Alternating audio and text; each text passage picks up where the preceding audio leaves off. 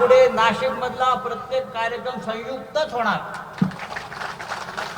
नाशिक नाही तर महाराष्ट्रात होणार। नाशिकमध्ये महायुती विरोधात ठाकरे सेना आणि मनसेनं रणशिंग फुंकलंय, तर राऊतांनी भरसभेत यापुढे मनसे आणि सेना एकत्र लढणार असल्याचे संकेतच दिले। त्यामुळे ठाकरे बंधूंच्या एकीची वज्रमूठ आता सरकार विरोधात एकवटलेली पाहायला मिळते। नाशिकमध्ये दोन्ही पक्षाचे हजारो आंदोलक वाढत्या गुन्हेगारी विरोधात आणि पालिकेच्या भ्रष्टाचाराविरोधात रस्त्यावर उतरले। या नाशिक शहराला लागलेला हा जो भस्मासूर आहे, आज आपण बघत असाल शहरात जी गुन्हेगारी वाढली आहे, एमडी ड्रग्सचा नाशिक शहर आगार बनलेला आहे, तसेच या ठिकाणी गुन्हेगारी मोठ्या स्वरूपात वाढलेली आहे। दरम्यान बाळा नांदगावकर हे संजय राऊतांच्या खांद्याला खांदा लावून या मोर्चात सहभागी झाले होते।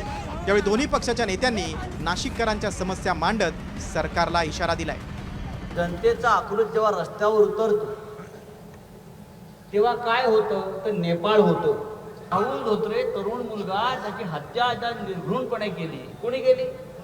देवेंद्र फडणवीसच्या कार्यकर्त्याने, गिरीश महाजनच्या कार्यकर्त्याने केलेले आहे। दोन महाराष्ट्राचे बंधू एकत्र आले, ठाकरे बंधू एकत्र आले, दोन नेते एकत्र आले आणि कार्यकर्ते एकत्र आल्यावर हा महाराष्ट्र यापुढे फक्त ठाकऱ्यांच्याच मागे जाईल, हा सुद्धा नाशिकनं संदेश दिलेला आहे। ज्यांच्या जीवावर तुम्ही या मुंबईमध्ये आणि महाराष्ट्रामध्ये मोठे झालात, त्यांना तुमच्या किती पिढ्या खाली उतरल्या तरी संपू शकत नाही।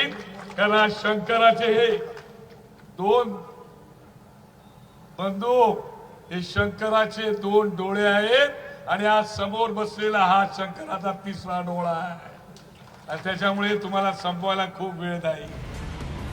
दरम्यान नाशिकमधील मोर्चात दोन्ही पक्षांकडून कोणते मुद्दे उपस्थित करण्यात आले ते पाहूया।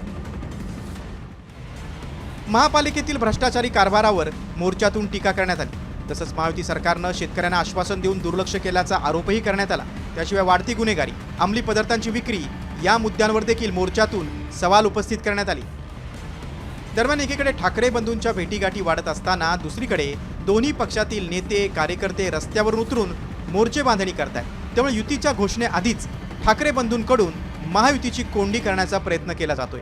त्यात नाशिकनंतर पुण्यातही मोर्चाचं आयोजन केलं जाणार असल्यानं स्थानिक स्वराज्य संस्थांच्या निवडणुकीसाठी ठाकरेंनी एकीची वज्रमूठ आवळली आहे हे निश्चित। अभिजित सोनवणे, साम टीव्ही, नाशिक।